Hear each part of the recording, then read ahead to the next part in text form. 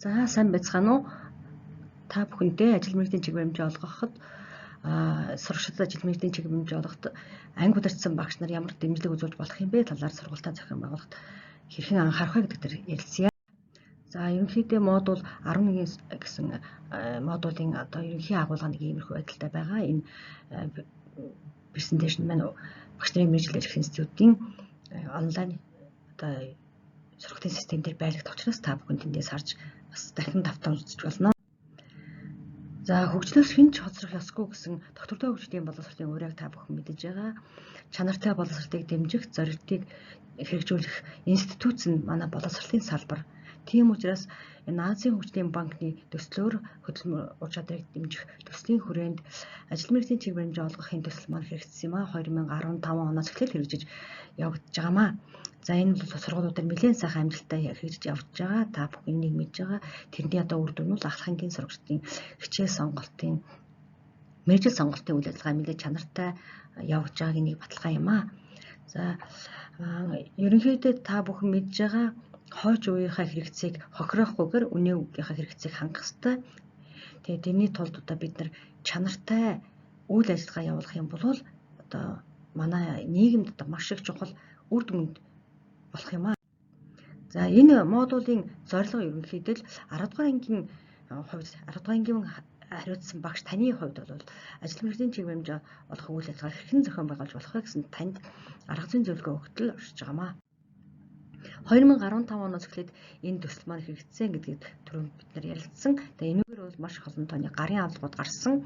За энэ бол хэрвээ танаа сургууль дээр байхгүй танд байхгүй байх юм бол My Future CGM гэсэн энэ вебсайтаас болно. За энэ бол 2000 хамгийн сүүлд гарсан 18 онд гарсан гарын авлага материал байгаа. Сурагчид зориулсан, эцэгхэд зориулсан, багш нарт зориулсан сорилт тест хийх зорилготой удирдах ажилтнад зориулсан юм гарын авлагад гарсан байгаа. За энэ мөн та нар бас энэ вебсайтаас олж үзэж болно. За гэхдээ та бүхэнтэй бас ажил мэргэжлийн чиг баримжаа олгох чиг баримжаа гэж юу юм бэ гэдгийг ярилцъя. За энэ маань ерөөсөө ахлах ангийн сурагчдын хичээл сонгох, хөтөлбөрөө сонгох, ихтэй сургуульд мэргэжил боловсролын сургалтад орох юм бол тэрнийхээ сургалтын хөтөлбөрийг өөрчлөн сонгож, судалж чаддаг болох ажил мэргэжил эрхлэх болох юм бол түүнтэй холбоотой ухаалаг шийдвэр гаргахад нь дэмжлэг үзүүлэх үйл ажиллагаанууд юм а.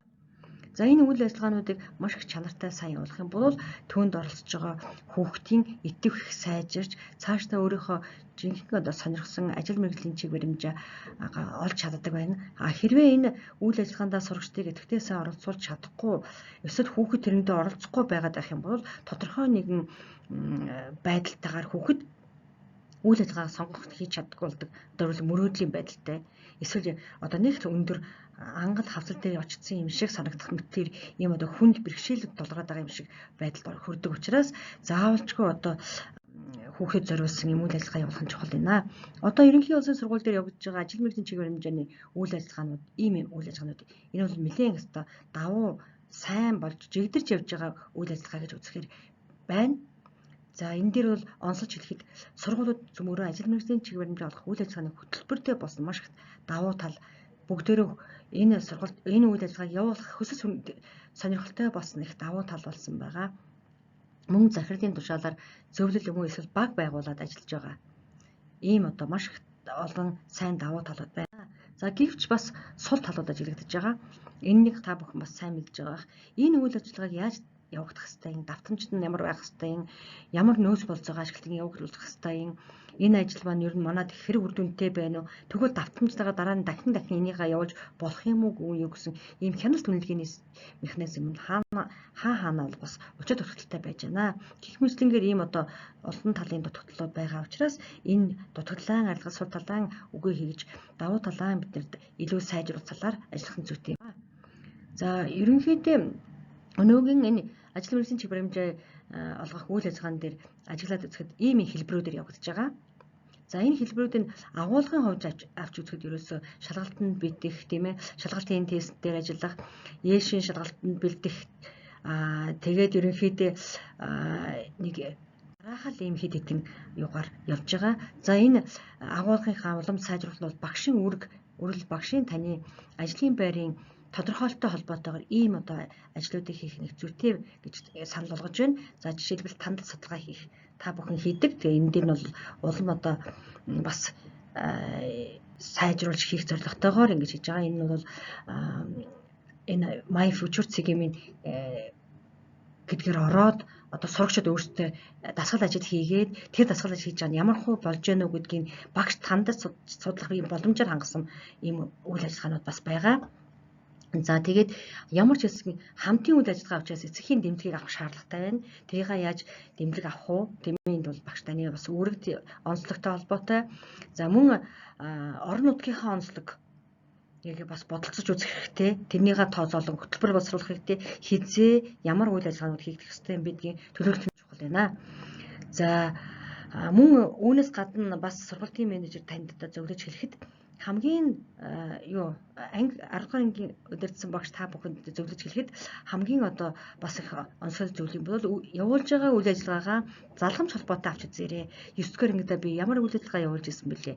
Тэгвэл одоо энэ 10-т нь юу явуулах вэ? 11-д ороод хүүхэд маань ямар мэдлэг чадвартай болох ёстой вэ тийм ээ? Тэрийг тооцоолон үйл ажиллагаа чиглүүлэн явуулах нь их чухал байна.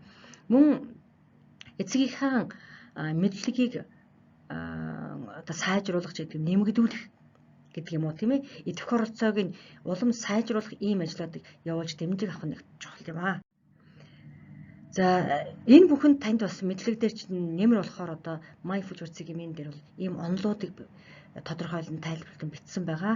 Тэгэхээр хүүхдийн хөгжил бол хөгжлийн үе шатууд бол харилцан адилгүй байдаг боловч тэр хөгжлийн үе шатуудыг яг ажил мэргэжлийн чиг баримжаа ч юм уу энэ мөрөөдлийнхөө ажил мэргэжлийг хэрэгжүүлэхэд хүүхэд яаж тусалж болох вэ? Тэр нь хөгжлийн онолоор хэдэн наснд нь яаж хөгждөг юм бэ гэдгийг тайлбарлан өгсөн энэ олоод байгаамаа. Бас энэ та бүхэн энэтэй бас танилцах хэрэгтэй. За ажил мэргэжлийн чиг баримжаа олгох үйл ажиллагаа маань ерөнхийдөө ийм хоёр загвараар явах нь одоо бас боломжтой. Нэг нь бол ойлголтын төвшингийнх, нөгөөх нь үйл ажиллагааг хэрэгжүүлэх төвшингийн энэ үйл ажиллагаануудыг явуулвал их үр дүнд хүрнэ. За жишээ болгож энэ чинь зүгээр загварчилсан төлөвлөгөө гаргасан байна. Жишээлбэл одоо мөрөөдлийн төвшөнд байгаа өөрийнхөө ажил мэргэжлийн ажил хэрэгж одоо болгохын тулд тийм ээ хичээл сургатай холбоотой болгохын тулд энэ үйл ажиллагаанууд 1 2 3 дугаар үлээд илүү төлхөө явуулах жишээтэй тийм ээ. Гэтэл ихтэй сургуулийг сонгож авах олон боломжууд байдаг.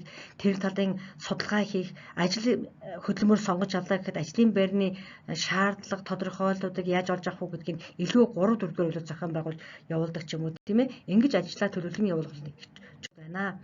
За жишээ болгож энэ чи та бүхэнд нэг загвар танилцуулъя. Энэ бол ажил мэргэжлийн чиг баримжаа олох үйл ажиллагааны хөтөлбөр боловсруулах яаж явуулж болох вэ гэдэг. За энэ загварууд нь энэ эжин дотор нь ямар зүйлүүд тусах вэ гэдгийг ингэж харуулсан байгаа. Хэрвээ 10-ын олон бүлэгтэй байх юм бол та нар сургуулийн захирлаараа энийг батлуулна. Хэрвээ сургуулийн захирал эрх мэдлээ өөрөө шилжүүлээд нийгмийн ажилтныг батлана гэж хэлж байгаа бол тэр хүн батлаж хариуцлага хүлээх хичээтэй юм байна. За агуулгадаа бол ерөнхийдөө түрүүний миний ярьсан тэр загварын дагуу агуулгадаа оруулсан байгаа. Үнэлгээний дотор бол явцын, орцын, гарцын үнэлгээнүүд байж байгаа. Тэрийг яаж хийх вэ гэд. Хамгийн доод нь хөтөлбөрийн үнэлгээ байгаа. Хөтөлбөрийн үнэлгээ бол ерөөсөө би энэ боловсруулсан хөтөлбөр маань ямар үр дүнд хүрч болох вэ? Энийг яавал сайжруулах болох вэ гэдгээл дараа жил дахиж яаж оруулж болох вэ гэдгээл үнэлэлт өгнөх гэж байгаа үйл ажиллагаа юм байгаа. За багшийн хамгийн бас чухал зүйл бол сурагчдынхаа энэ ажил мэргэжлийн чиг баримжууд энэ мэдлэг чадвар дээр гарч байгаа өөрчлөлтүүдийг тандаж мэдэх асуудал байгаа. Тэрхийн тулд одоо тулгамдж байгаа асуудлыг гаргаж авах хэрэгтэй. Тулгамдж байгаа асуудлыг бол ийм одоо замаар тодорхойлуулж тандал судалгаа хийж болно. За мөн 10 дугаар ангийн сурагчдын хувьд ажил мэргэжлийн чиг баримжаа олгох үйл ажиллагаагаар эзэмшсэн чадамжууд энэ байна гэж гаргасан байгаа. Тэгвэл энэ чадамжууд эзэмшиж чадах ёстой юм уу гэдгийг чиглүүлэн үйл ажиллагаа явуулаарай. За мөн дасгал ажиллуулад энүүгээр бас тандал судалгаа хийж болно. Жишээлбэл ижилхэн төстэй ялгаатай ажил мэргэжлүүдийг сонгож аваад тэрний ялгаатай төстэй талуудыг бичих жишээтэй тийм ээ ийм дасгал ажиллагаа хийж болно. За 10 дугаар ангийн сурагчдын хувьд эзэмших ёстой чадамжууд нь энэ чадрууд нь энэ байж байна.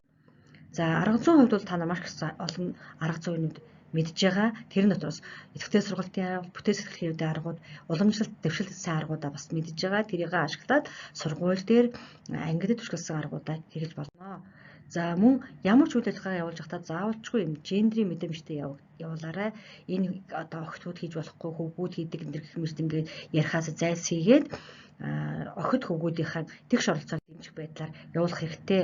Мөн охтууд хөвгүүдээс илүү их хурдан одоо 8 дугаар ангид 9 дугаар ангид ажил мэргэжлээ сонгож авч чаад хөдөлгөхгүй тэрэн дээр одоо тэр үзэл байдлыг баримталдаг. Тэгэхээр энийг бас түшиглээд бас нээлттэй тэрийг улам сайжруулах боломжтой гэдэг үйл ажиллагаанууд явуулж болно. За мөн багаар ажиллах, хосоор ажиллах гэх мэт ажлуудыг ийм чадрууд эзэмшүүлэхэд эсвэл судалгааны төлөвлөлт хийх, уулзалт хийх ажлуудыг ийм чадвар эзэмшүүлэхэд зохион байгуулж явуулж бас болох юм аа. За мэдлэг чадвараа үнэлэхдээ янз бүрийн одоо асуултууд, даалгаврууд, хувилбаруудыг авч болж байна. Жишээлбэл энэ ч мэдээлэлтэй ажиллах 1-р багийн хийх ажил, за мөн 2-р баг нь ном сурагчтай ажиллагч, гарын алгатай ажиллагч гэх юм ийм байдлаар баг болгон ажиллах боломжтой. За тэгээд цаашдаа багш та ийм ном гарын алгуудтай танилцаад ийм захин мэдээлэлээр олоод улам одоо мэдлэг боловсроо дэвшлүүлэн үйл ажиллагаа чанартай сайн явуулах болно. За ингээд та бүхэнд амжилт хүсье. Анхаарал тавьсанд баярлалаа.